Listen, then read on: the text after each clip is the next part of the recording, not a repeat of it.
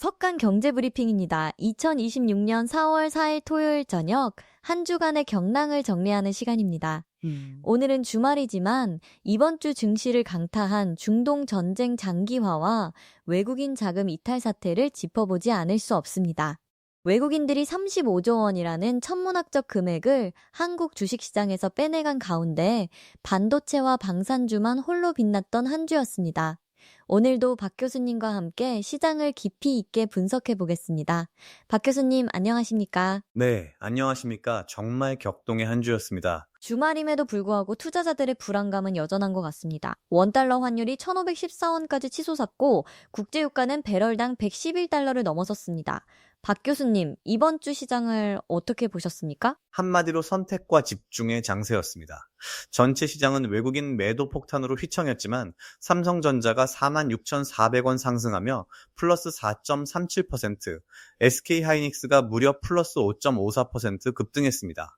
리그넥스원은 플러스 9.69%나 폭등했죠. 공포 속에서도 기회를 찾는 자금이 특정 섹터로 몰렸다는 증거입니다. 먼저 국내 증시 상황부터 짚어보겠습니다. 오늘은 주말이라 시장이 쉬고 있는데 최근 거래일인 4월 3일 목요일 종가 기준으로 말씀드리겠습니다.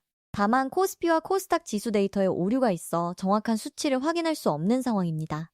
박 교수님, 이번 주 국내 증시를 어떻게 정리할 수 있을까요? 데이터 오류는 아쉽지만 개별 종목 움직임만 봐도 시장 구조를 파악할 수 있습니다. 삼성전자가 18만 6,200원으로 플러스 4.37% 상승했고 SK하이닉스는 87만 6천원으로 플러스 5.54% 급등했습니다. 반도체 업종이 시장을 지탱한 겁니다. 반도체가 왜 이렇게 강했을까요? 세 가지 요인이 있습니다. 첫째, 엔비디아가 177달러 39센트로 플러스 0.93% 상승하며 AI 반도체 수요 지속을 확인시켰습니다. 둘째, 중동 전쟁이 장기화되면서 방어적 성격의 기술주로 자금이 이동했습니다. 셋째, 일부 증권사들이 삼성전자 목표가를 32만 원까지 제시하며 저가 매수 심리를 자극했죠. 그런데 외국인들은 35조 원을 매도했다는데 이 자금은 어디로 간 겁니까? 핵심 질문입니다. 외국인 자금은 크게 세 방향으로 흘렀습니다. 첫째, 안전자산인 미국 국채로 갔습니다. 미국 10년물 국채 수익률이 4.31%까지 하락했는데 이는 채권 가격 상승을 의미하고 자금 유입을 뜻합니다. 둘째, 금으로 갔습니다. 금 가격이 온스당 4,651달러 50센트까지 올랐다가 최근 조정을 받고 있지만 여전히 역사적 고점 근처입니다. 셋째, 일부는 미국 빅테크로 회귀했습니다. 애플이 255달러 92센트로 플러스 0.11% 상승한 것이 그 증거죠. 그렇다면 한국 시장은 완전히 외면받은 건가요? 아닙니다. 셀 코리아라는 표현이 나올 정도로 전반적인 매도세는 맞지만 선택적 투자는 계속되고 있습니다.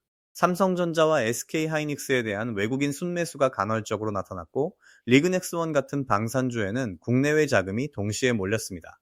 86만 원까지 급등한 배경에는 중동전쟁 장기화에 따른 방산 수요 증가 기대가 있습니다. 개별 종목들을 좀 더 자세히 살펴보겠습니다. 반도체 외에 눈에 띄는 섹터가 있습니까? 네, 크게 네 가지 섹터로 정리할 수 있습니다. 첫째, 반도체입니다.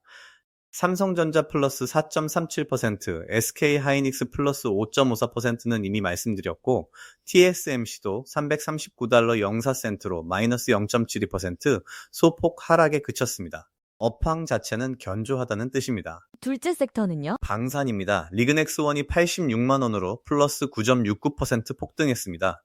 중동 전쟁이 지상전으로 확대될 가능성이 제기되면서 방산 수출 기대감이 커졌습니다. 한국 방산 기업들은 이미 폴란드, 호주 등과 대규모 계약을 체결한 상태인데 중동 국가들의 추가 수요까지 예상되고 있습니다. 셋째는요? 제약 바이오입니다. 3천당 제약이 64만 8천 원으로 플러스 6.4% 급등했습니다.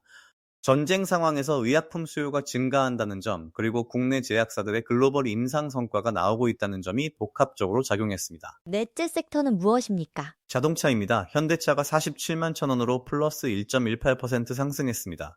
테슬라가 360달러 59센트로 마이너스 5.42% 급락한 것과 대조적입니다. 테슬라가 6인승 모델을 미국에 출시하며 현대차 EV9과 정면 승부를 선언했지만 시장은 현대차의 손을 들어준 겁니다. 테슬라가 왜 그렇게 떨어진 겁니까? 두 가지 이유가 있습니다. 첫째, 일론 머스크의 정치적 발언이 계속되면서 브랜드 이미지에 타격을 입고 있습니다. 둘째, 중국 전기차 업체들과의 가격 경쟁이 심화되고 있습니다. 비아디 같은 중국 업체들이 품질을 높이면서도 가격은 테슬라보다 낮게 책정하고 있어 시장 점유율 방어가 쉽지 않습니다. 반면 현대차는 왜 올랐습니까? 현대차는 전기차와 내연기관 하이브리드를 동시에 강화하는 투트랙 전략이 주요했습니다. EV9은 6인승 옵션을 이미 제공하고 있고 아이오닉 시리즈도 북미 시장에서 호평받고 있습니다. 게다가 최근 발표된 4월 판매 데이터에서 미국 시장 점유율이 상승했다는 점도 긍정적입니다. 환율 얘기를 안 할 수 없습니다. 원달러 환율이 1,514원까지 올랐습니다. 플러스 0.32% 상승인데 박 교수님, 이 수준은 어떻게 봐야 합니까? 매우 우려스러운 수준입니다. 1,500원을 넘어선 것은 외국인 자금 이탈의 직접적 결과입니다. 외국인이 한국 주식을 팔면 원화를 달러로 바꿔 가져가야 하니까 원화 가치가 떨어지는 겁니다. 35조 원이라는 막대한 자금이 빠져나가면서 환율 방어가 쉽지 않은 상황입니다. 한국은행이나 정부가 개입할 가능성은 없습니까? 이미 개입하고 있을 가능성이 높습니다. 다만 공식 발표는 하지 않죠. 환율 방어를 위해 외환 보유액을 사용해 달러를 매도하고 원화를 매수하는 방식인데 문제는 외환 보유액도 무한정이 아니라는 점입니다. 게다가 신현송 한국은행 총재 후보자가 82억 원의 재산을 신고하며 다주택 보유 논란에 휘말린 상황이라 정책 불확실성도 커지고 있습니다. 신현송 후보자 얘기가 나왔는데 이분이 총재가 되면 통화 정책이 어떻게 바뀔까요? 신 후보자는 전통적으로 물가 안정을 최우선시하는 매파 성향으로 알려져 있습니다. 현재 한국 기준금리는 동결 상태인데 만약 중동 전쟁으로 유가가 계속 오르면 인플레이션 압력이 커질 수 있습니다. 그러면 금리 인하는커녕 인상 가능성도 배제할 수 없습니다. 다만 다주택 보유 논란이 인사청문회에서 어떻게 다뤄질지가 변수입니다. 유가 얘기가 나왔으니 짚어보겠습니다. WTI 유가가 배럴당 111달러 54센트로 플러스 11.41%나 폭등했습니다. 이건 정말 심각한 수준 아닙니까? 심각합니다. 100달러를 넘어선 것도 문제인데 단기간에 10% 이상 오른 것은 공급 차질 우려가 현실화되고 있다는 뜻입니다. 중동 전쟁이 장기화되면서 호르무즈 해협 봉쇄 가능성까지 거론되고 있습니다. 전 세계 석유 물동량의 약 30%가 이 해협을 통과하는데 만약 봉쇄되면 유가는 배럴당 150달러까지도 갈 수 있습니다. 그렇게 되면 한국 경제에는 어떤 영향이 있습니까? 치명적입니다. 한국은 석유 수입 의존도가 99%가 넘습니다. 유가가 오르면 수입 물가가 오르고 이는 소비자 물가 상승으로 이어집니다. 게다가 제조업 원가도 상승해 수출 경쟁력이 떨어집니다. 특히 석유화학, 정유업종은 직격탄을 맞을 수밖에 없습니다.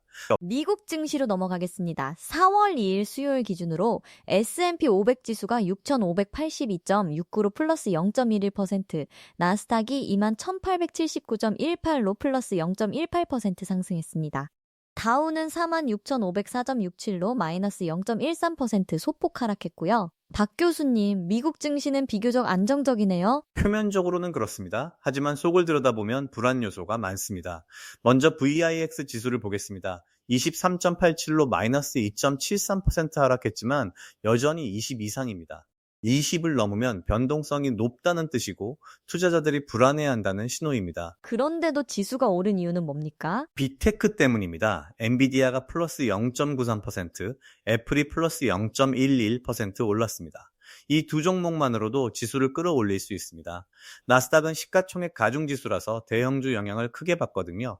반면 다우존스는 가격 가중지수인데 여기는 마이너스를 기록했습니다. 시장 전반의 심리가 좋지 않다는 뜻입니다. 미국 국채 시장은 어떻습니까? 미국 10년물 국채 수익률이 4.31%로 마이너스 0.14% 하락했습니다.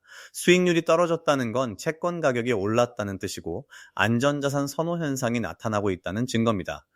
10년물 국채 가격 자체는 110.75로 마이너스 0.24% 소폭 하락했지만 전반적으로 국채 수요는 강합니다. 그럼 연준의 금리 정책은 어떻게 전망하십니까? 연준은 딜레마에 빠졌습니다. 한편으로는 중동 전쟁으로 유가가 오르면서 인플레이션 압력이 커지고 있어 금리를 내리기 어렵습니다. 다른 한편으로는 경기 둔화 우려가 있어 금리를 동결하거나 인하해야 합니다. 현재 시장은 올해 말까지 한 차례 정도 금리 인하를 예상하고 있지만 유가 추이에 따라 이 시나리오는 언제든 바뀔 수 있습니다. 개별 종목 중에 눈에 띄는 게 있습니까? 나이키 얘기를 안 할 수 없습니다. 나이키가 부진한 실적으로 주가가 크게 흔들리고 있습니다. 한때 승리의 상징이었던 나이키가 성장 둔화로 울상을 짓고 있다는 기사가 나왔는데 배경에는 중국 시장 부진과 아디다스, 온 러닝 같은 경쟁사들의 약진이 있습니다. 특히 젊은 세대가 나이키를 올드 브랜드로 인식하기 시작했다는 점이 치명적입니다. 반대로 잘 나가는 종목은요. 엔비디아입니다. 177달러 39센트로 플러스 0.93% 상승했는데 AI 반도체 수요가 계속 강하다는 증거입니다. 마이크로소프트, 구글, 메타 같은 빅테크들이 데이터 센터 투자를 확대하고 있고 엔비디아의 H100 GPU 공급이 여전히 수요를 못 따라가고 있습니다. 이제 이번 주 핵심 이슈들을 하나씩 깊이 파보겠습니다. 먼저 외국인 35조 원 매도 사태입니다. 셀 코리아라는 표현까지 나왔는데 박 교수님, 이게 단기 현상일까요? 아니면 구조적 문제일까요? 둘 다입니다. 단기적으로는 중동 전쟁이라는 지정학적 리스크 때문에 신흥국 자산을 회피하는 현상입니다. 한국뿐 아니라 대만, 인도, 브라질 등 다른 신흥국들도 외국인 자금 이탈을 겪고 있습니다. 하지만 구조적으로는 한국 증시의 매력도 저하 문제가 있습니다. 매력도 저하라면 구체적으로 어떤 겁니까? 세 가지입니다. 첫째, 밸류에이션입니다. 한국 증시의 PER, 즉 주가 수익 비율이 선진국에 비해 낮습니다. 이른바 코리아 디스카운트인데 기업 지배구조 문제, 배당 정책의 불투명성 등이 원인입니다. 둘째, 성장성입니다. 한국 경제 성장률이 2% 초반대로 낮아지면서 기업 이익 성장도 제한적입니다. 셋째, 정치 리스크입니다. 최근 몇 년간 정치적 불확실성이 커지면서 외국인 투자자들이 한국을 꺼리는 경향이 있습니다. 그럼 이 상황을 어떻게 타개해야 합니까? 정부와 기업이 함께 움직여야 합니다. 정부는 기업 밸류업 프로그램을 실질적으로 추진해야 합니다. 배당 확대, 자사주 소각, 지배구조 개선 등을 유도해야 하죠. 기업들은 주주 환원 정책을 강화해야 합니다. 삼성전자가 최근 배당을 늘렸지만 아직도 글로벌 기준에는 못 미칩니다. 두 번째 이슈로 넘어가겠습니다. 네이버가 목표가 하향 조정을 받고 있습니다. AI 투자에 발목 잡혔다는데 어떻게 보십니까? 네이버는 19만 7,500원으로 플러스 0.87% 소폭 상승했지만 여러 증권사들이 목표가를 낮추고 있습니다. 이유는 AI 투자 비용이 급증하고 있기 때문입니다. 네이버는 하이퍼클로바 X라는 자체 대규모 언어 모델을 개발하고 있는데 여기에 막대한 자금이 들어갑니다. 데이터 센터 구축, GPU 구매, 인력 채용 등 비용이 눈덩이처럼 불어나고 있죠. 그런데도 사라, 즉 사두라는 의견이 나오는 이유는 뭡니까? 장기 관점에서 보면 네이버의 AI 투자는 필수입니다. 검색, 커머스, 핀테크 등 네이버의 모든 사업이 AI와 연결되어 있거든요. 단기적으로는 비용 부담이 크지만 AI 경쟁력을 확보하면 중장기 성장 동력이 됩니다. 게다가 네이버는 라인을 통해 일본 시장에서도 강점이 있고 웹툰, 웹소설 같은 컨텐츠 사업도 글로벌 경쟁력이 있습니다. 세 번째 이슈입니다. 카카오 모빌리티 인수설이 불거졌다가 사실 무근으로 정리됐습니다. 우버가 관련되어 있다는데 실체가 뭡니까? 카카오 모빌리티는 47,900원으로 플러스 1.59% 상승했습니다. 우버가 인수를 검토했다는 소문이 돌았지만 양측 모두 부인했습니다. 하지만 시장에서는 연기 없는 곳에 부럽다는 식으로 보고 있습니다. 우버는 아시아 시장 진출을 원하고 카카오 모빌리티는 한국에서 독보적 지위를 갖고 있으니까 시너지가 있을 수 있습니다. 만약 인수가 성사된다면 어떻게 됩니까? 카카오 모빌리티 주주들에게는 프리미엄을 받을 기회가 됩니다. 우버 같은 글로벌 기업이 인수하면 보통 시장 가격보다 20에서 30% 높은 가격을 제시하거든요. 다만 공정거래위원회 승인, 외국인 투자 규제 등 넘어야 할 산이 많습니다. 현재로서는 관망하는 게 맞습니다. 네 번째 이슈입니다. 쿠팡의 로저스 임시 대표가 또 수십억 원의 주식 보상을 받았다는 기사가 나왔습니다. 어떻게 봐야 합니까? 쿠팡은 18달러 95센트로 플러스 0.16% 상승했습니다. 로저스 대표는 쿠팡의 성장을 이끈 핵심 인물이고 주식 보상은 미국 기업들에서는 일반적입니다. 다만 한국 정서상 수십억 원의 보상이 과하다는 비판이 나올 수 있습니다. 중요한 건 쿠팡의 실적입니다. 최근 분기 실적이 시장 예상을 상회했고 로켓 배송 경쟁력도 여전히 강합니다. 암호화폐 시장으로 넘어가겠습니다. 비트코인이 66,951달러 77센트로 플러스 0.03% 상승했습니다. 거의 보합 수준인데 박 교수님 흥미로운 기사가 하나 있더군요. 코인이 국장보다 안전하다는 내용인데 어떻게 생각하십니까? 역설적이지만 최근 데이터가 그걸 보여줍니다. 비트코인의 변동성이 한국 주식시장보다 낮아졌습니다. 보통 비트코인은 변동성이 극심한 자산으로 알려져 있는데 중동 전쟁 이후 오히려 안정적인 모습을 보이고 있습니다. 이유가 뭘까요? 왜 그럴까요? 전문가 세 가지 이유가 있습니다. 첫째, 비트코인 현물 ETF 승인 이후 기관 투자자들이 대거 유입되면서 시장이 성숙해졌습니다. 개인 투자자들의 감정적 매매가 줄고 기관들의 장기 투자가 늘면서 변동성이 감소한 겁니다. 둘째, 전쟁 상황에서 비트코인이 디지털 금으로 인식되고 있습니다.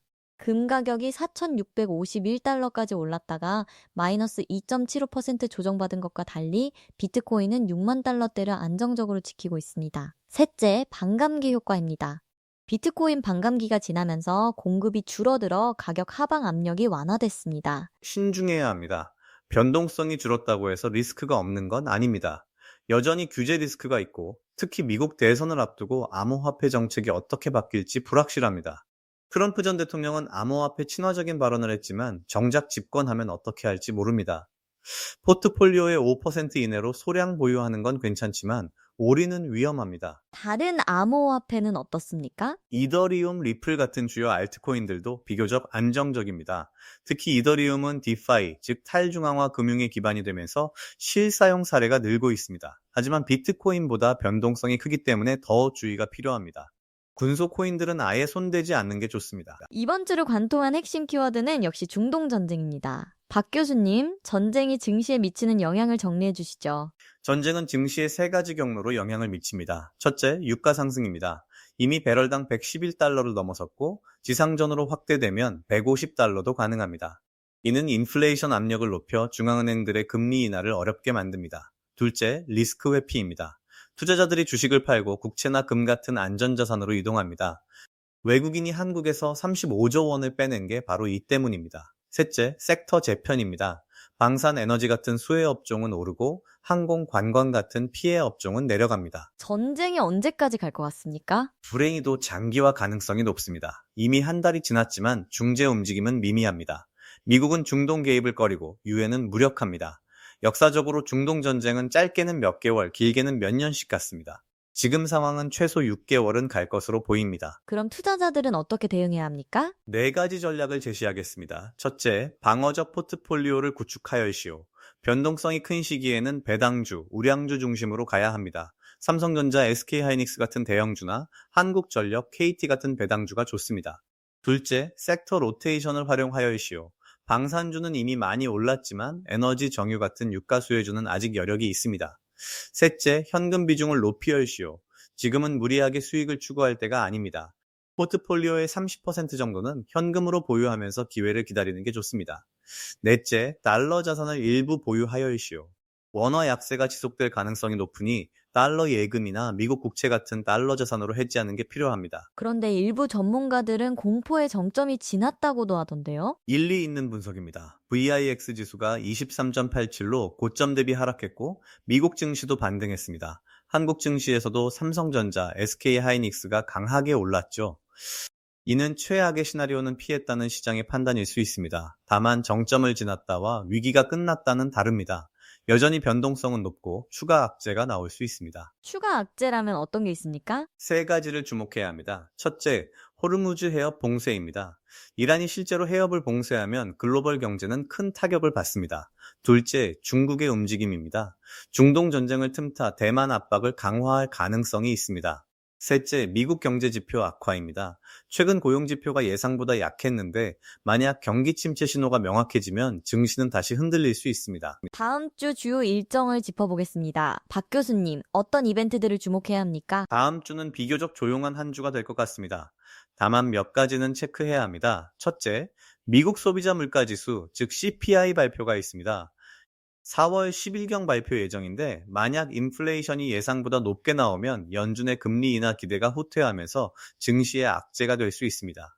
둘째, 국내 수출입 데이터가 나옵니다. 4월 첫째 주 수출 실적이 발표되는데 반도체 수출이 얼마나 강한지 확인할 수 있습니다. 셋째, 기업들의 1분기 실적 발표 시즌이 시작됩니다. 미국은 4월 중순부터, 한국은 4월 하순부터 본격화되는데 실적 서프라이즈가 나오는 종목들을 주목해야 합니다. 실적 시즌 대비 전략은 어떻게 세워야 합니까? 두 가지 접근이 있습니다. 첫째, 컨센서스 상회 기대주를 미리 매수하는 겁니다. 반도체, AI, 방산 같은 업종에서 실적 개선이 예상되는 종목들을 선별해서 실적 발표 전에 사두는 전략입니다. 다만 이미 주가가 많이 오른 종목은 피해야 합니다. 둘째, 실적 발표 후 급락한 우량주를 저가 매수하는 겁니다. 좋은 기업도 단기 실적이 기대에 못 미치면 주가가 급락하는데 이때가 기회일 수 있습니다. 개인 투자자들이 지금 가장 주의해야 할 점은 뭡니까? 세 가지입니다. 첫째, 패닉 셀링을 하지 마열시오. 시장이 떨어진다고 공포에 질려 손절하면 바닥에서 파는 우를 범할 수 있습니다. 장기 투자 관점에서 우량주를 보유하고 있다면 버티는 게 맞습니다. 둘째, 레버리지를 쓰지 마열시오. 신용이나 미수로 투자하면 변동성 장세에서 큰 손실을 볼 수 있습니다.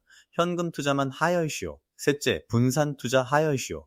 한 종목 한 섹터에 올인하지 말고 업종과 자산을 분산해야 합니다. 반대로 지금이 기회라고 보는 시각도 있지 않습니까? 맞습니다. 트럼프 전 대통령도 주식시장이 폭락할 때가 돈 벌 기회라고 말했습니다. 역사적으로 위기 때 용기 있게 매수한 투자자들이 큰 수익을 냈습니다. 다만 조건이 있습니다. 첫째, 여유 자금으로 투자해야 합니다.